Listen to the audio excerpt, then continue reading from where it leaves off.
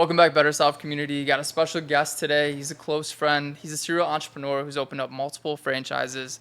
Right now, he's working on his passion project called Landmark Travel. My good buddy, Connor Thompson. What's up, guys? Happy to be joining with you, Nick. It's Yeah, exciting. I'm excited, man. So we've Yeah. had so many off-camera conversations where we're just like, dude, we need to get on and do a podcast together. Yeah, I feel like this is a couple years in the making now. And for both of us being into entrepreneurship space, being serial entrepreneurs, knowing kind of what it takes to put the work into it, having the opportunity now to really discuss it openly with people is exciting. Yeah, man. I appreciate you coming on. I know, you were the first person I thought of because it's like, who can give the most value, and especially in this day and age, everyone wants to be an entrepreneur, but they don't really understand what it takes. And even myself, it's like I'm on that road of becoming it. I haven't been at your level, and then you're also aspiring with mentors who are far from where you're at right now. Yeah. So it's always the growth and being one step ahead. I think we're always chasing that next thing, right? For me, it started out about a decade ago. I started with a little marketing company with a buddy of mine that I grew up with, and that failed after 2 months. And then I went from there to an art dealer business with a local photographer.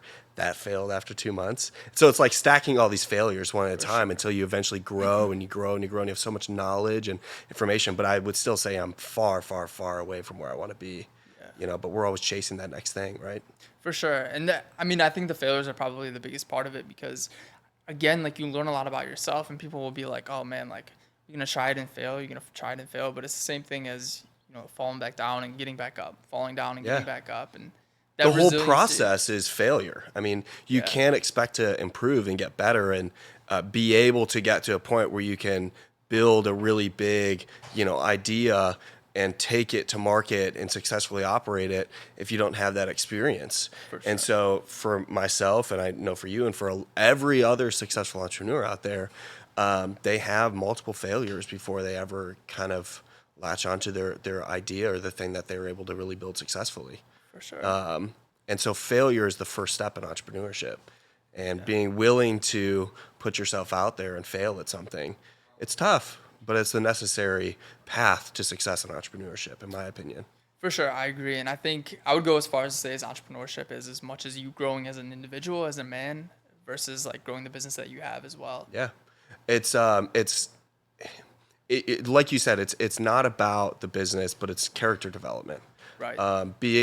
There's a guy that quoted this on social media. It said, it's very easy to build a business, but it takes a lot of time to become the kind of man that's capable of building that business. 100%. Dude. And so for me, the path, it took about 10 years to get to where I'm at now.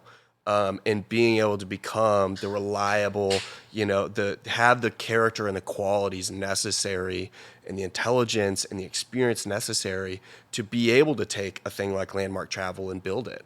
And it's the same thing with Better Self, being in the fitness and food or nutrition industry. You're taking 10 years or longer of experience and knowledge and being able to apply that to people and help them. But it took a long time to get there. And so I think a lot of people, being able to put that time in is very necessary. For sure. Yeah, and I think there's something to be said about the journey. I think we're in the day and age where it's I want it now. It's instant Everybody wants it gratification. fast. Man, I want to be a millionaire now, dude. I want the yacht, I want the boat, I want the women. Yeah. And it's really just one big facade because at the end of the day, again, it's intrinsic. It's not really what's the external validation, because that right there, if you're man, I want it tomorrow, and I want all these material things because I believe I'm going to gain fulfillment from it. That's when right then and there, the entrepreneurial path is going to fix and mend whatever deep rooted is in you. Because it shows that there's something in you that needs to be fixed. Yeah. And the only thing that's really going to fix that is leading to failure. And through failure, you really get a better opportunity to look inside. Again, intrinsic. I've just been so big on the word lately, but see who you are as a man and what you need to change, because you don't see those things until you fail, until you're in those hard spots. Yeah.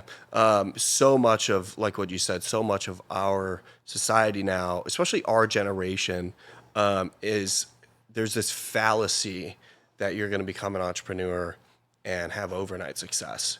And nobody realizes, I guess people realize, but nobody really pays attention to it, that you look back at all the great companies before us, like they were great, yes, because they were pioneers in their industry sometimes, but not every time.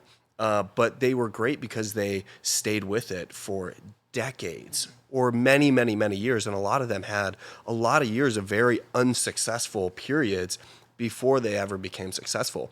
And so a lot of our generation sees the success happening and thinks there's an overnight route, and there just isn't. I tell people this all the time. If you're not willing to put in at minimum 5 years, but I would realistically say a decade, don't do it, because you're going to experience a lot of failure. And if you're not willing to take that long-term approach, you're just not going to make it, because you're going to have a lot of failures in that path, and eventually you're going to give up if you're not willing to take that long-term approach to it. A decade is really what I recommend to most people. It's something to be said about it too, because oftentimes people will be like, well, I want to do something that I'm passionate about. You know what I mean? Like if you love it, it doesn't feel like work. It's not work. And that's not, because setting out with Better Self and then Landmark Travel, that is far from the truth. At the end of the day, it's like, you may love this, you may be passionate about it. It may fuel you to keep going, but it doesn't mean that day after day isn't like kind of embracing the suck and eating shit and all these things. Yeah, and I think everybody has a different reason for why they're doing something, right? Yeah. Finding your why is important, and understanding who you are as a man, and why you want to do it, what you're going to do. Like, there's so many things and so many great questions to ask yourself. And a lot of people, they talk about money, and other things like that. Some people, it's the recognition. And figuring all that out is great. But when you look into entrepreneurship, it's a lot of people, I think, especially for yourself, you got to understand what you're good at, and chase that down and figure out how you can operate within that space. Or be willing to, like I said, take a 10-year approach and learn as you're building it. Right. I saw something today, like none of us are built immediately knowing how to do something. We do it as we learn how we're doing. We learn throughout the process. In that 10-year process is how the things are built. It's not built overnight. Yeah. No, and the easiest analogy is what struck with me, and obviously it's, cliche and whatever, but it's like a toddler learning to walk or trying to ride a bike. Yeah. You know what I mean? And it's the same approach. And if you think about it like that, where it's like, look, I'm going to fall, I'm going to scrape my knee, but I'm never at one point going to be like, I'm never going to walk, or I'm never going to ride my bike. And they don't ever think that they're never going to walk. Yeah. They just get back up. Yeah. It's the same thing as an entrepreneur, and it's growing as a man. And I also think, what's going on, buddy? You're good, man. You can walk across. Yeah.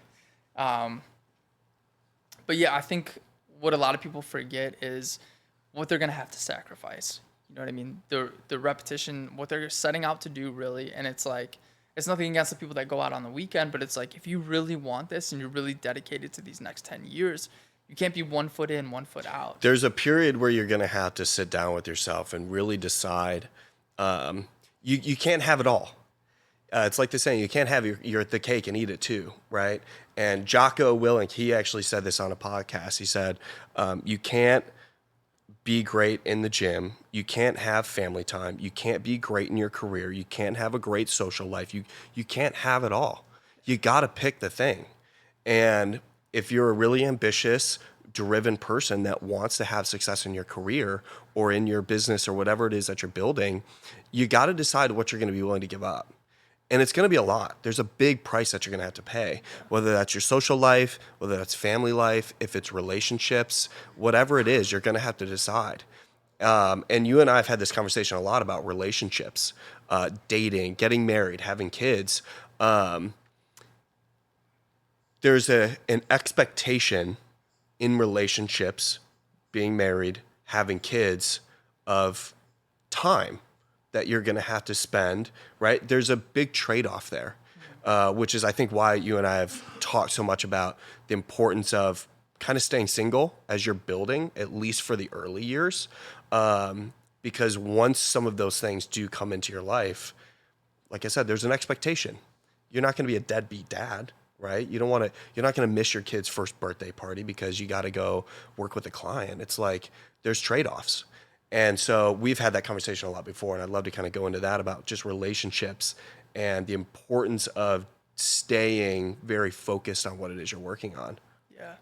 we talk about it all the time, and that's something that, I mean, you think about it, and especially in this day and age where it's like, it's the old model too. You see it in the movies where it's like, you complete me and all this stuff, and it's like, when you're missing something as a man, especially as a man, you have to really figure that out before you bring someone else into your life. And you have to gain clarity on that. You have to understand, what do I not like about myself? Where do I want to grow as a man? How do I want to be a better man? Because I believe in two things. I had amazing parents, but my mom was a stay-at-home mom, and my dad worked all the time. It was a provider, protector. He was tough as hell, and his work ethic was beyond what I had ever seen. And those are the two obligations and duties that we have as men, and it's really hard. They're hard to do it to begin with, but then you add in like all this stuff that you battle, and like, being emotionally beat down and not liking yourself. And we've all been in relationships where it's like, you start dating somebody, and this is like amazing. They make me forget about all of my insecurities or what I don't like about myself, and then all of a sudden, like, it wears off, and all of that stuff starts flooding back because you never dealt with the shit. You just swept it under the rug, and you kind of well, we could go. I mean, we could go deep down a rabbit hole for especially our generation of the generational differences between our parents, baby boomer generation, which I assume your parents are in as well, and our generation, millennial, which is like, the cost of a dollar is completely different than what it was when our parents were growing up. My parents' first house, they bought a brand new house for $35,000, a 3-bedroom, 2-bathroom house for $35,000. $35,000 doesn't even get you a dump in East Cleveland nowadays. And so the cost of homes has doubled from 2019 pre-pandemic to now, whereas interest rates have also doubled. So that same house that used to cost you maybe $1,800 or $2,000 a month is now $4,000 or $5,000 a month. And so many things are changing within our culture now, within our generation. It's hard to understand kind of where people are at nowadays and how to deal with that, how to deal with career stuff, how to deal with relationships. So much is changing. We were having this conversation before we got on about OnlyFans and women nowadays, and the changes that we've seen in women nowadays and their expectations of men. So many things are changed. So part of it is, yes, staying single in order to focus on what we're building. But some of it is like, and this is bad to say, is there a lack of good women nowadays? Is that fair to say? Like, is that bad to say? I don't know. Of just kind of what's out there with the OnlyFans stuff, the risque things that you see on social media, women's kind of what they show or how they act or how they differ from what our parents were like when we were growing up. Yeah. So no, I mean, there's a social disconnect like within the construct of like male and female. Yeah. And I think there's multiple reasons, but I think one of the biggest things, and you can attest to this as well, just as like a young Christian man. And again, we don't talk to you guys as if like we're anything better than anybody. No. We are two men who are flawed. We are weak and insecure in our own ways, but we are constantly trying to grow into better men. And Christ has been the focal point of, and this was going to come up too today. So Christ has been the focal point of our lives, especially. And it's anytime we drift too far from him, we're always like pulled right back. And it's not to say that we never drift. I mean, we often do. It's easy to get tempted. This is the most, I mean, I would love to see our dads like in this generation with the temptation at our age. But again, like the social disconnect, I think back in the day, Christ was more so the focal point of relationships and households. That, and they didn't have the distractions like we have nowadays. Sure. They didn't have Instagram. They didn't have TikTok. Back then you wrote letters, right? Like you couldn't text to their dad. Yeah, they couldn't call and text. Like there was no way to immediately communicate with people, and so back then things were just way different. Yes, I'm sure they had the same temptations, like men want to see boobs. Like it's like the same thing that they experience, we experience too. It's just our ability to instantly have it nowadays with pornography and OnlyFans and women on Instagram that'll sell you their pictures and like all of these things.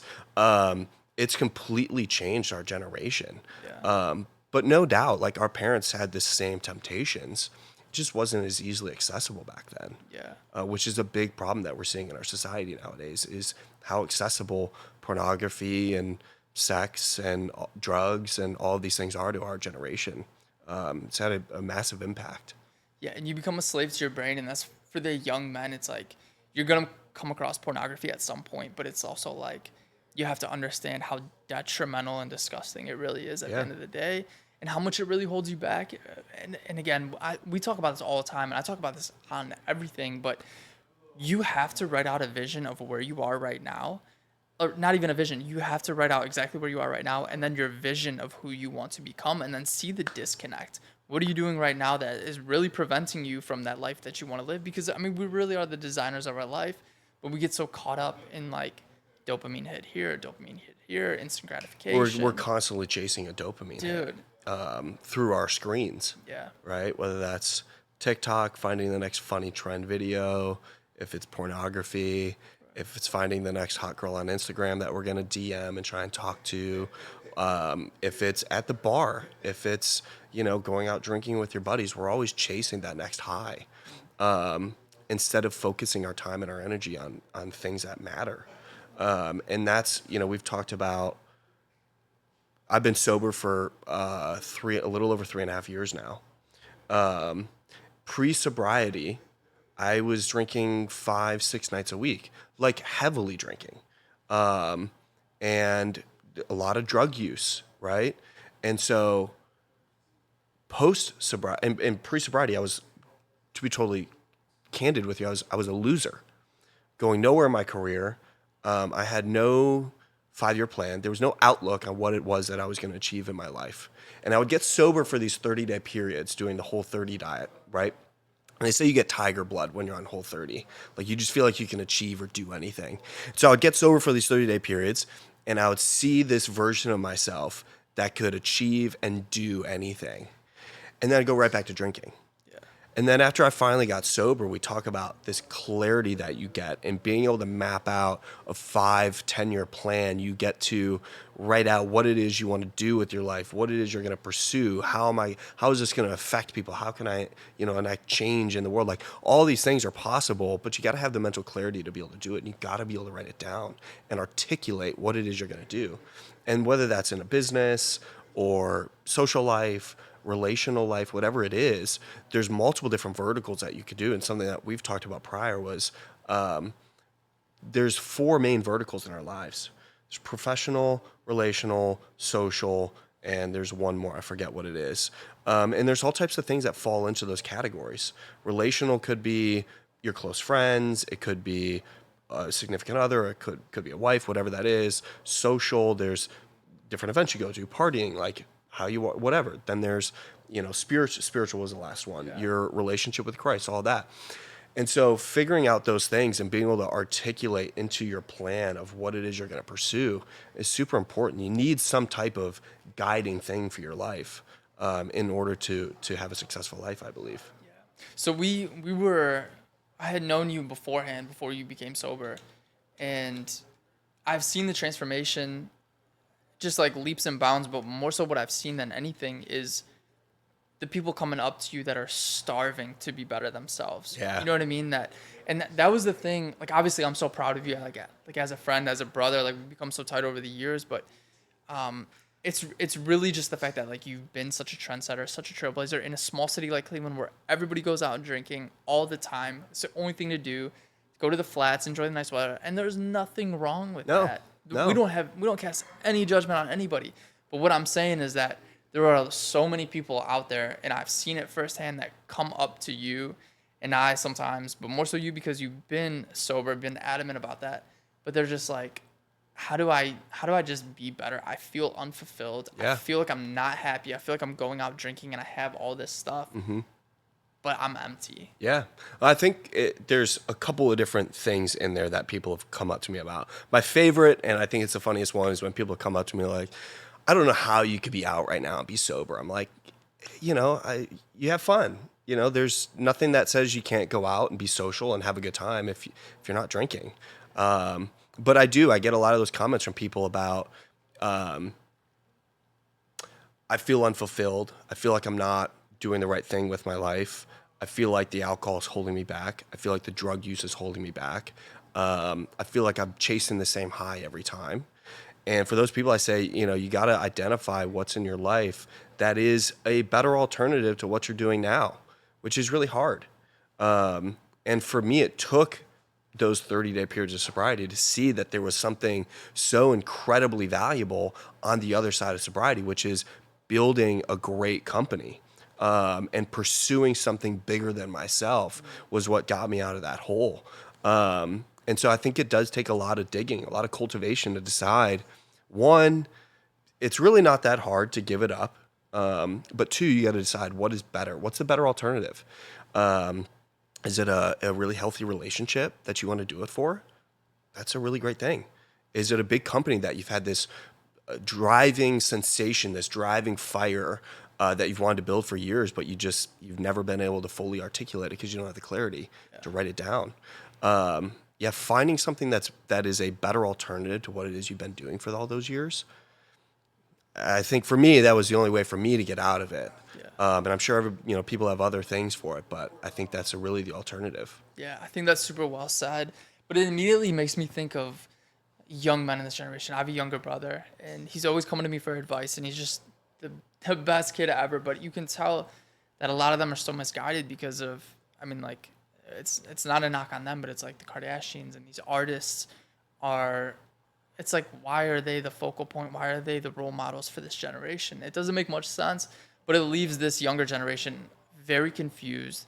Their sense of self is non-existent. And I feel for them, but I also want to give advice to them. And coming from a man that has transformed his life in the past 4 years significantly, what advice would you give to these younger, honestly, men and women who are really looking to change? Man, submit to a mentor, find a church to join, go on meetup.com and find cool groups to join. Go out with your buddies and identify a company that you guys can start together or some type of cool thing you can do on the weekends together. There's so many great ways to do it, to get out of this cycle. And in Cleveland and our city specifically, it's there's 5 places. There's not even 5. There's 3 places that majority of the people go. And that's the Flats, Town Hall, and West 6. Those are the 3 main major entertainment, club, nightlife scenes. And it's a big cycle. And once you get into it, I think it'd be kind of hard to get out because you build your friend group around it, and it's very welcoming. And so when you walk into Forward and you're walking into some guy's section, you kind of feel like a baller and your ego goes up a little bit, and it's it kind of scratches that thing for a lot of men, at least, and women too, of feeling wanted and all that stuff. So go on meetup.com, identify a cool group that you can go join. I just joined the run group, right? The run club. Go join a run club. Start taking different fitness classes. Josh and I were talking about going and taking a Pilates class, just for fun, because 1, there's cute girls there, and 2, they're all going to laugh at us and we're going to talk to them about it, right? There's so many great ways to find alternatives to going to Forward. It doesn't really take a lot of cultivation. It doesn't take a lot of brain power to figure out that there's super fun things to do outside of just going to Forward. You can go to Edgewater. You can go join a different fitness class or run club. Go on meetup.com. Identify something you and your buddies can do. But you got to be willing. And for a lot of people, we talk about that psychological thing that happens when you walk into the nightclub, right? You're surpassing the whole line of people that's in. You're going, you know everybody. Or you walk into Town Hall, and for me, I've been going to Town Hall for close to a decade. We're going after this. Yeah, we'll be there after this, right? And so, I know most of the staff that works there. And so when I go in, I'm a regular. I get a table whenever I kind of want, right? And so it does scratch that itch. When you walk in, there's a reservation ahead of you, but you get the table. It's kind of douche do I have to be to think, that I'm better than that? But, it's nice.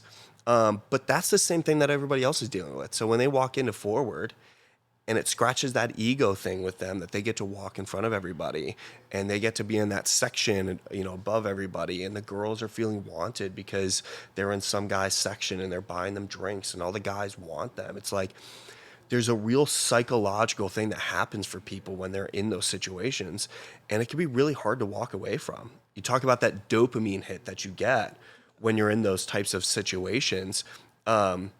It's an actual chemical thing that happens in our bodies, and our bodies crave it. And so it can be really hard to find that other places, and it can be hard to cultivate that. It took a couple of years for me to really lean into becoming and really stepping into entrepreneurship full time. It took a little while, but it's possible. It is. Yeah. So there's two things that really like you pointed out perfectly, and that I took from that. And one is proximity, which we all know, and it's the common saying, you are the 5 people that you surround yourself with. We all know that. Super cliche. But people let that go over their head, and they don't realize how important that is. And so if you're really wanting to change, it's time to get around people. And that's Connor's already been trying to get me to go do this run club. And that's like who you surround yourself with. It's a spider web, dude. Yeah. It's like their good habits are going to morph into yours and vice versa. Yeah. And it goes so much further than just like habits too. Like, for me, like influence in general. Yeah, just influence in general. For me, like I'm actively raising money for Landmark right now. And so being able to like, now that I've put years of that, like what we call like networking, if you will, it's like I can go to a lot of guys that work at, their families own big companies, and or they are, whatever it is, they work at these big institutions and stuff. And I say, hey, can you connect me with this family office? Can you connect me with so-and-so so I can connect here? And that's been made possible because of the years of effort that I put into like surrounding myself by good people. And so, yeah, the saying is 100% true. Like you are the sum of who you hang out with. If you hang out with 4 drunk drug addicts, you're probably going to be the 5th. Yeah. And it might not be that severe. High chance you're going to partake. And if you surround yourself with 4 millionaires, it's a high likelihood you're going to be the 5th. And it's not just like you're just automatically become a millionaire, but it's like you're going to be surrounded by 4 guys that are like building good companies. They're active in doing whatever it is that they're working on.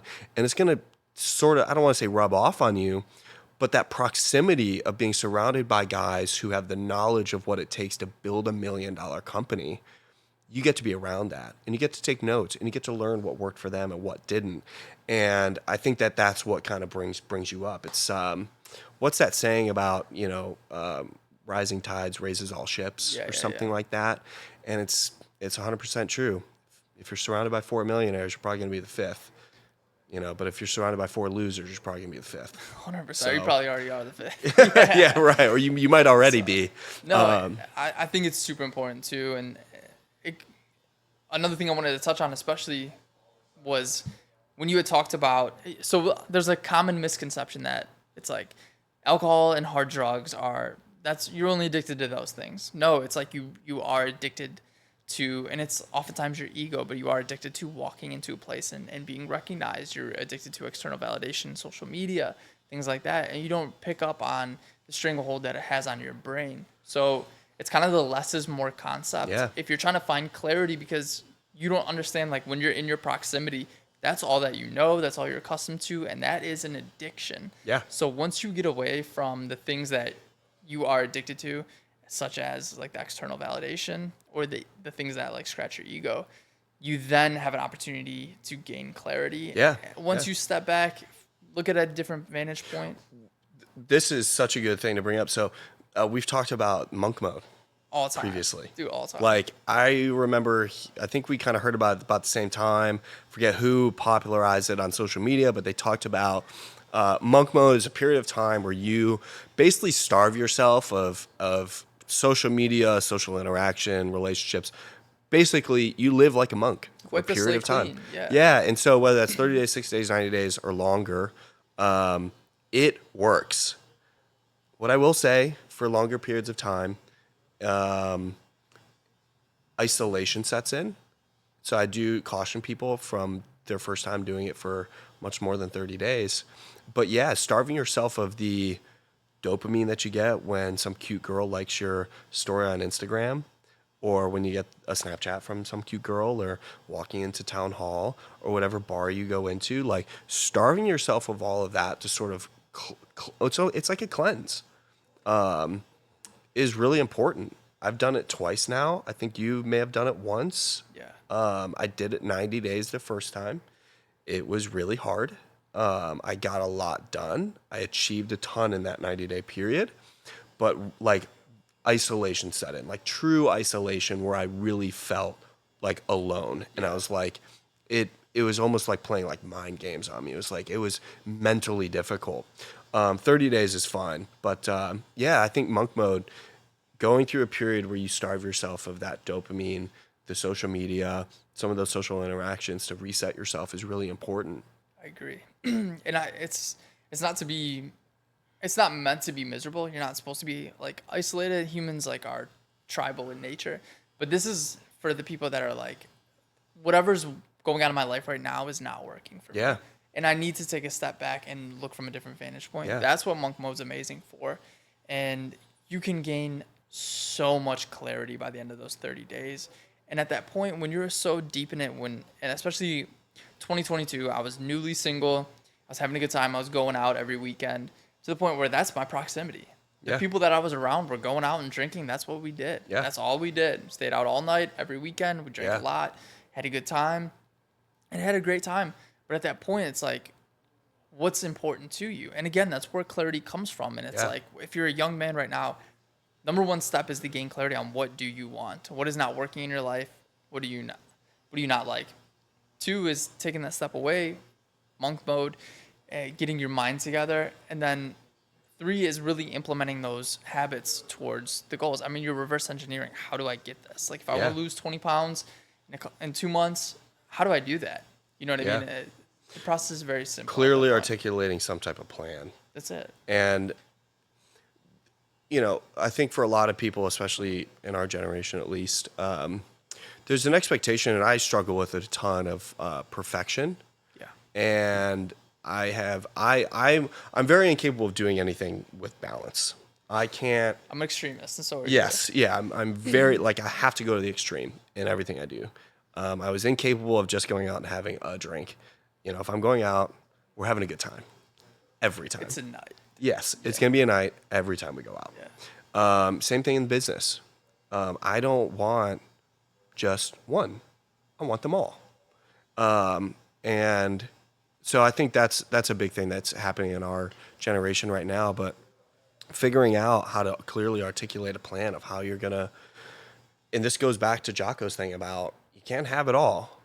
You got to decide the things that you want, and then you got to articulate a plan around that. Because if you don't have a plan, you know, this may be the extreme, but you're kind of at the mercy of who you surround yourself with.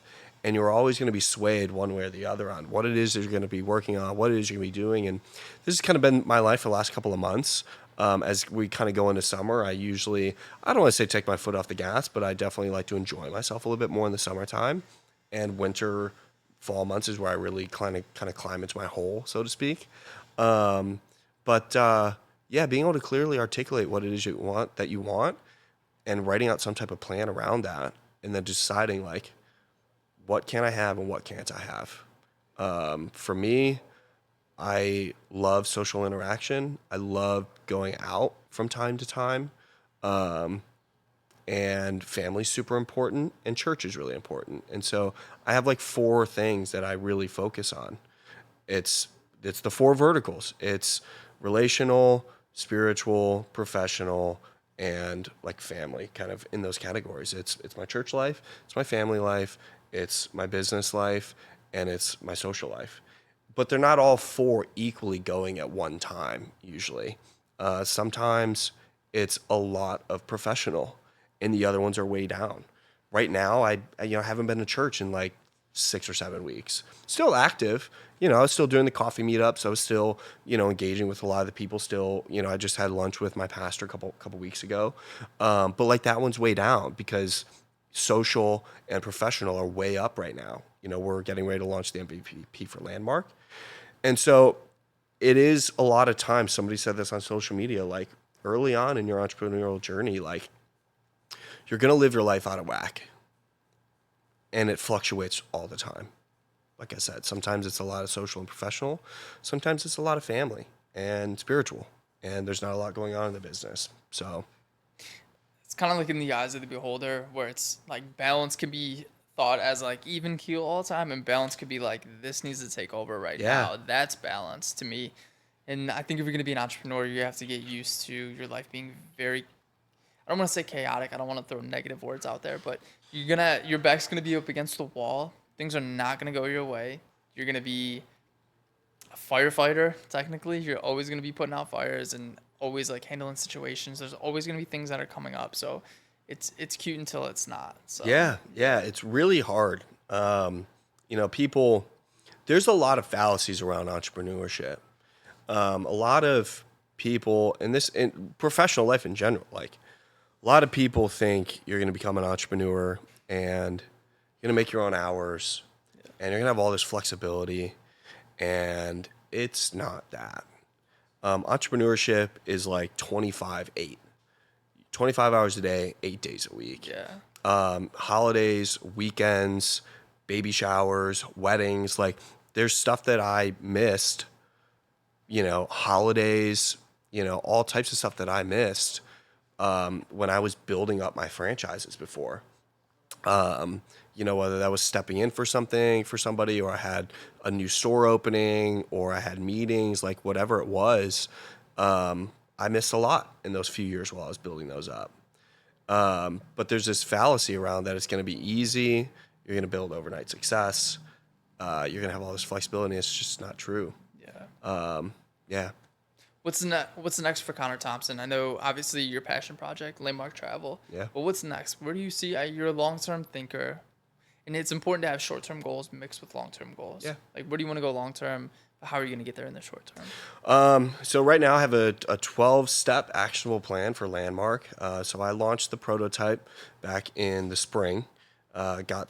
We marketed it overseas because of the cost to acquire customers is a lot cheaper over there. We did get a few bookings. We generated some revenue off of it, which verified our model. And then we went back, had an audit done. It was about 46 pages long of all the different shit that needed to be fixed, changed, edited, condensed down, whatever. So we just finished that. We just finished the design work. We're going to be implementing those designs over the next about 8 weeks, and then I'll launch the MVP later this year. Really long term, like, I was on the phone with somebody earlier and just saying, like, the only constant in my life is my business. Family is there, the spiritual stuff is there, social life is there, but the only main thing that I can say with 100% certainty that I will still be doing in 12 months or 18 months or 24 months is Landmark Travel. The long-term, I guess, 10-year goal is build up Landmark Travel to 100,000 bookings a month and sell it to, could be, any number of travel agencies I could sell it to, could be a private equity firm, a lot of different avenues that we could go. Short term, be more present with people. I have a really hard time. We talk about balance, when things are firing on all cylinders with the business. I have a very, very, very hard time being present in the moment with people because I'm always thinking about the business. I could be at dinner on a date with somebody, with a wonderful girl, and I'm thinking about something with Landmark Travel. Thinking about I'm thinking about some new AI algorithm that we want to, how we can use it. I'm thinking about, how are we going to get, this thing fun? There's just so many different things that I'm thinking about. So short term, I think that's a big struggle for me. But long term, sell the business, baby, make a lot of money. Short term, maybe have a relationship. Maybe one of these days I'll get into a relationship if I find the right woman, and if I figure out how to be more present in day-to-day life is really important. Yeah. Yeah, it's important. That's been a big factor for me as well, where it's like, I may be doing whatever, dealing with whatever, and who I'm sitting down with right then and there, it's like I have been so much more intentional about who I'm present with. Like, even sitting down speaking with you, I can't allow myself to be thinking about anything else right now. Yeah. I read The Power of Now again by Eckhart Tolle. I don't know if you've ever read that. This is an amazing book, but it's basically... I'm terrible at reading books. I know you hate reading books. Yeah, I hate reading books. It's what so do you bad. like, Blinkist? Yeah, I do. I think it's Blinkist or Blinklist or however you say it, and it summarizes it in 30 minutes. Yeah. But yeah, You should at least... I need to read more. Yeah. Yeah. Well, it basically talks about how obviously the past and the present, this is where like anxiety or depression comes from. Yeah. You know, you're focused on the past, you're focused on the things that didn't go well, and you're living in that. So your brain doesn't know the difference between right now or living in the past or the future. And in the future, that's where everyone gets anxiety, where it's like they're hypothetically coming up with scenarios in their head that don't even exist yet, and they're anxious about it. I'm like, this doesn't even exist yet. And so when you're sitting here in the present moment, that's when you're super blissful. And I think, again, where it's kind of like a less is more type thing, where it's there's so many like chaotic things going on. We're always on our phones. We're never truly bored. We're never truly in solitude. Yeah. And I think there's always something that's giving us something. Always. Whether it's phone, people, whatever. TikTok, Instagram, Facebook, Snapchat. That's how it's I always burn something. out. Yeah, literally. I mean, there's just always something that is fighting for our attention. Yeah. Yeah, it can be very challenging to shut it off. For sure. But you definitely need that time in solitude. So, but it's been awesome having you, brothers. Yeah, appreciate you having me on. No, I'm very, very thankful to be on this podcast, and thank you for having me. And it's a fun conversation. Hopefully, we'll do it again. For sure, but we'll definitely do it again. Take care, you guys. Thanks for watching.